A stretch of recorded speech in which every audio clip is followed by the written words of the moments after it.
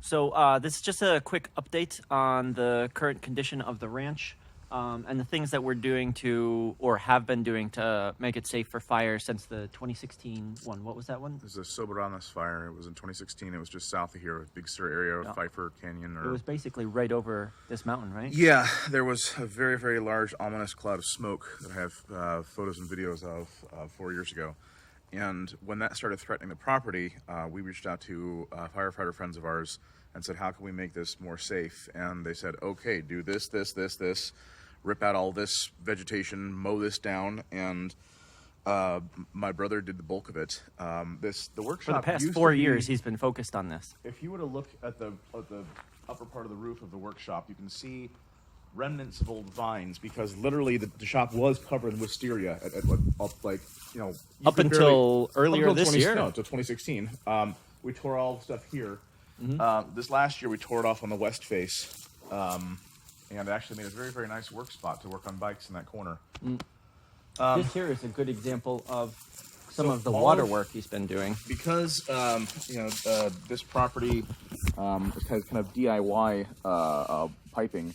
My brother took cues from again firefighter people, friends of ours, and said, "Okay, you need 2-inch mains. We're going to remove all the right angles, put in sweeps."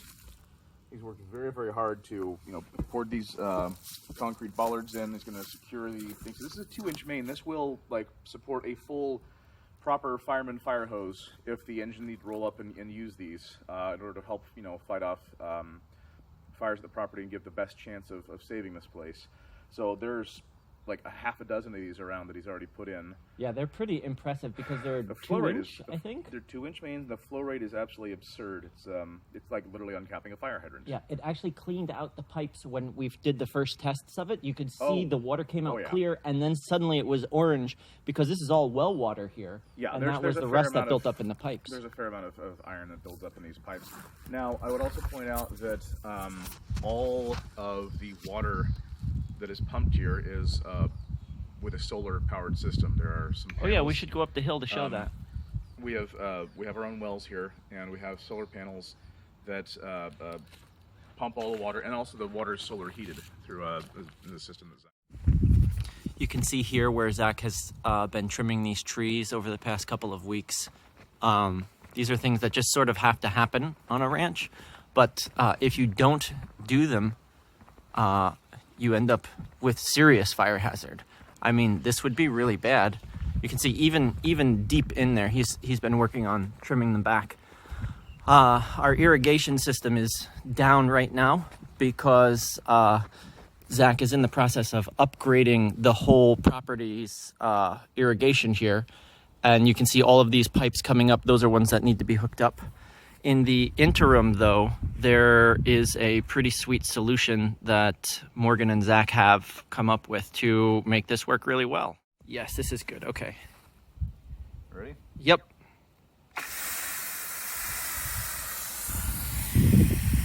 There's that. And then you can tighten it down. So this moves a lot of water. I mean, yeah.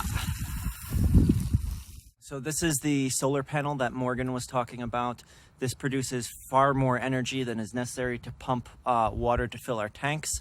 And these are the tanks over here. About 1,200 gallons apiece. There's 4 of them, and we're about 100 feet above where the workshop is elevation-wise, which means we just use gravity to feed off, give the water pressure. As long as the lines are clear and not full of right angles, which they are no longer thanks to Zach's hard work. Yeah, that's literally been Months. years of cleaning the Months right and years. angles yeah, out. Yeah.